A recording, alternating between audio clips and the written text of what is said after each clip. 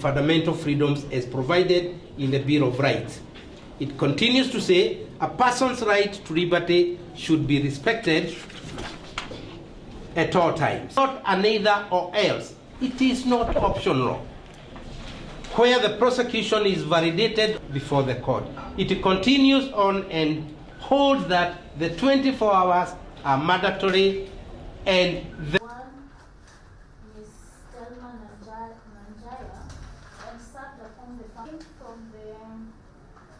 from paragraph 14 of the affidavit submit that this application by the applicant, which we submit that it was based on the evidence and the review of the evidence that we have been served the applicant's list of orders.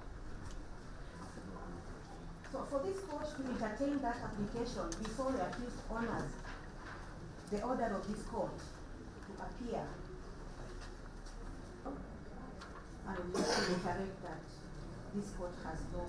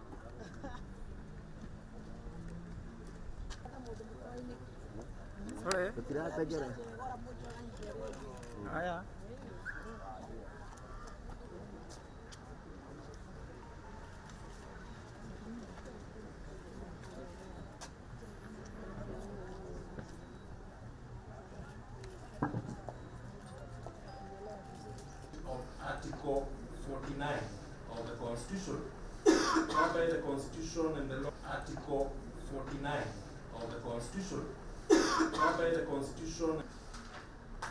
The first case is JR application number 1 of 2021.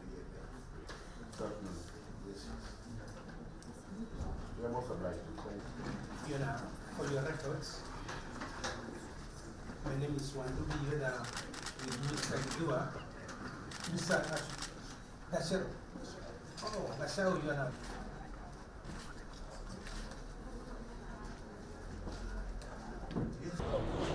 After the arrival, oral submissions by the council hearing, I note that the application here is principally, it is for the pre-trial detention.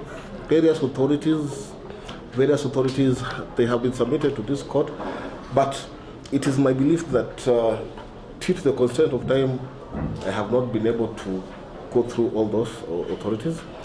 But for now, I am at better place to allow the application by Solunga to determine that this,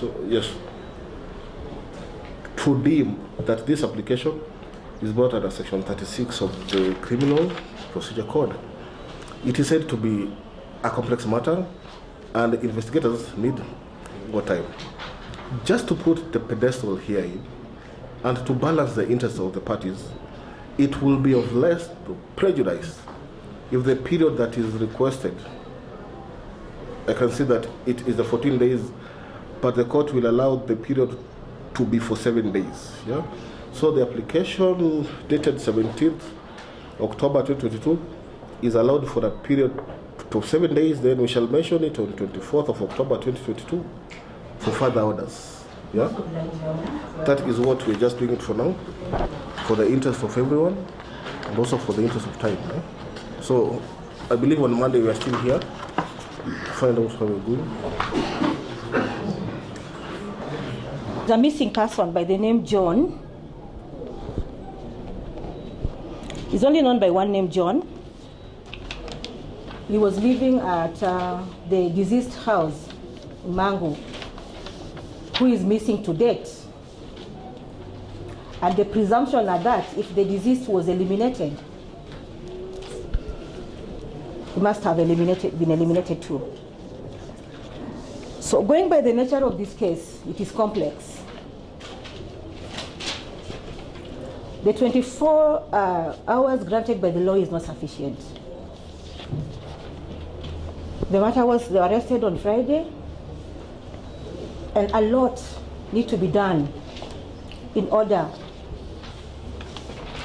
for evidence to be gathered so that the person who is culpable is arraigned before this court to take plea.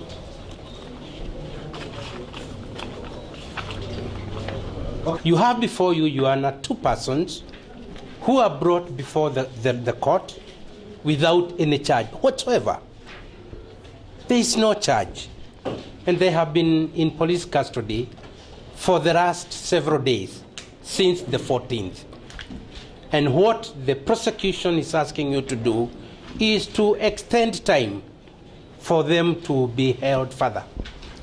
I submit, Your Honor, with respect again, that this court does not have any jurisdiction or authority to extend time.